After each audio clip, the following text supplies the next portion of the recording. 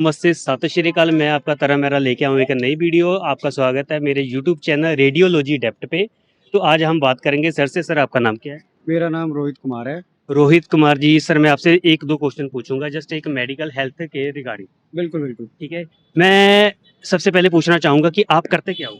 मैं actually student हूँ, lovely professional university में मैं पढ़ रहा हूँ। मैं फैशन का स्टूडेंट हूँ। ओके। तो फिर आपकी तो ये लाइन ही नहीं है जो आपको टेस्ट करने आए थे। देखो, मेरी लाइन हो चाहे ना हो वो मैटर नहीं करता। बिल्कुल। मेरे भाई बहन भी है जो नीट की तैयारी कर रहे हैं, 2-2 3-3 साल से। मैं हमारे घर वाले पैसा लगा रहे हैं सर। बिल्कुल जी, आप बिल्कुल। यकीन नहीं करोगे, लास्ट 3 इयर्स में उन्होंने 3 से 4 लाख रुपए उस पर लगाया है। हम्म। नहीं हो पा रहा है सर। जिसका रीज़न है कि कंपटीशन बहुत ज़्यादा है। और कंपटीशन के बाद अब इस साल होने वाला था, अगर बंदा एक बार फेल होता है, 2 बार फेल होता है, 3 बार फेल होता है, पर चौथी बार पास हो जाता है सर। बिल्कुल बिल्कुल। और इस बार सर उसके नंबर 600 प्लस बन रहे थे। तो इसका मतलब है कि मेडिकल कॉलेज उसे मिल जाना था, पर इस बार नहीं मिल पाया ओके। पेपर लीक की वजह से। बेसिकली मैं बिहार से। जी। ठीक है। और मेरा भाई वहीं रहता है, मैं यहाँ रहता हूँ। और मैं इसी प्रोटेस्ट के लिए आया हूँ, जहाँ से मेरे को सपोर्ट करना चाहिए, मैं हो सकता है वहाँ से मैं कर रहा हूँ।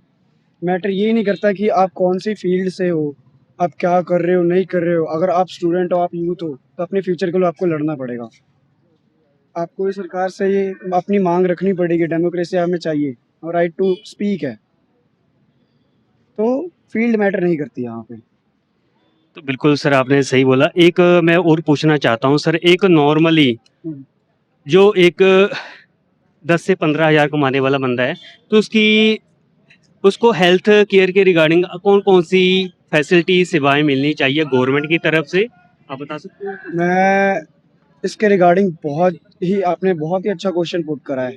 इसका है कि सर, जैसे आपने बोला कि 10,000 से लेके 15,000, फॉर एग्जांपल एक ऑटो वाला हो गया, एक लेबर हो गया, वो हेल्थ रिगार्डिंग कैसे प्रोवाइड कर पाएगा अपनी फैमिली को? क्योंकि आजकल की जितनी महंगाई है, खाना पीना, घर का रेंट, बच्चों की फीस, वो नहीं मैनेज कर पा रहे हैं। पर अगर सरकार चाहे तो ये चीज़ें बदलाव ले आ सकती है। और ये है कि आम जनता के लिए सरकार को ही स्टैंड लेना पड़ेगा। सरकार ये कर सकती है कि प्री मेडिकल कैंप्स, वो बहुत ही हेल्पफुल रहेगा। हर एक संडे को, या हर एक 15 दिन में, या 30 दिन में, या हर एक जगह पे, हर एक गली मोहल्ले में एक क्लिनिक स्टोर खोल देना चाहिए जो सबके लिए फ्री ऑफ कॉस्ट हो। बेसिक बुखार की दवाई, जो नॉर्मली फीवर वगैरह हो गया, कोल्ड वगैरह हो गया, उसके लिए सरकार इतना तो कर ही सकती है। और जो बड़े-बड़े हॉस्पिटल्स खुले हुए हैं, तो एक 15,000 कमाने वाला एक ऑपरेशन का नहीं कर सकता। इसी वजह से अच्छे डॉक्टर्स हैं जो हमेशा बाहर चले जाते हैं। तो अगर पेपर लीक होते रहेंगे तो सर, हर कोई होगा कि पेपर लीक हो गया तो डॉक्टर अच्छा नहीं बन पाएगा। तो बिल्कुल। देश में इलाज भी अच्छा नहीं हो पाएगा। तो बीमारियाँ ही फैलेंगी जो हमारे देश के लिए नुकसान है।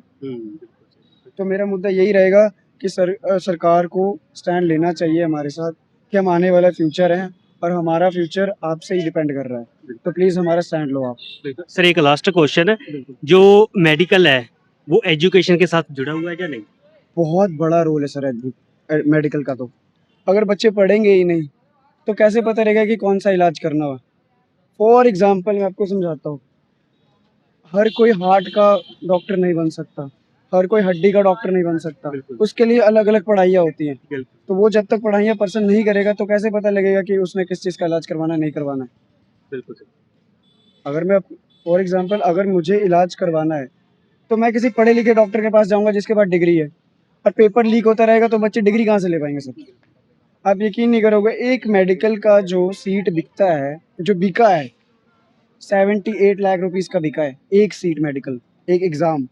तो एक 15,000 कमाने वाला इंसान कैसे अफोर्ड कर पाएगा? उसका बच्चा कैसे उतनी बड़ी अमाउंट को टैकल कर पाएगा? बिल्कुल बिल्कुल सही बात। तो जो है सीटें हमें ज़्यादा से ज़्यादा मेडिकल कॉलेजेस हमें खोलनी चाहिए, ज़्यादा से ज़्यादा फ्री ऑफ कॉस्ट एजुकेशन। क्योंकि हमारा एजुकेशन जो सिस्टम है ना, बहुत ही ज़्यादा करप्ट हो चुका है। इसमें क्या सुधार की जरूरत है। क्या आपको लगता है कि लोगों को पता होना चाहिए कि +2 के बाद एक नीट एग्जाम भी होता है? नहीं तो नॉर्मली लोगों को इतना नॉलेज नहीं होती। 10th +2 में आने से पहले पहले कई लोग, चलो मैं सभी की बात नहीं करता, जो मिडिल लोग होते हैं उनको वो कंफ्यूज हो जाते हैं कि मैंने करना क्या है। ठीक है, सब्जेक्ट 4 है, arts, commerce, medical, non medical. कई तो ऐसे है कि जिनको मेडिकल की पढ़ाई करने के लिए इतना कैपेबल नहीं होते। कि उनके पास इतना पैसा ही नहीं होता कि मैं मेडिकल की पढ़ाई कर सकूँ, क्योंकि सब्जेक्ट कोचिंग बहुत महंगी है, कि इसके रिगार्डिंग कुछ होना चाहिए। मैं आपको बताता हूँ सर, आपने बहुत ही अच्छा क्वेश्चन पूछा कि स्टूडेंट को पता नहीं रहता और कई बच्चे अफोर्ड नहीं कर पाते उतनी महंगी फीस को। तो इसके लिए भी सरकार को स्टैंड लेना चाहिए। अब ट्यूशन्स, कोचिंग सेंटर क्यों खुले हैं? क्योंकि अच्छी एजुकेशन नहीं है। अगर अच्छी एजुकेशन होगी, अगर बच्चा क्लास में ही समझ लेगा जो उसे पढ़ाया जा रहा है, अगर टीचर उसे समझा पाएंगे उस चीज़ को, तो वो कोचिंग क्यों जाएगा? बिल्कुल, क्यों पैसे वो अपने लाखों रुपए बर्बाद करेगा? बिल्कुल। गरीब का बच्चा अफोर्ड नहीं कर पाएगा तो मेडिकल की पढ़ाई नहीं कर पाएगा वो। समझ रहे हो ना आप क्या कहना चाह रहा हूँ मैं? बिल्कुल, बिल्कुल सर, बिल्कुल। अगर एजुकेशन अच्छा होगा हमारा, तो हमें नीड ही नहीं है कोचिंग सेंटर्स की।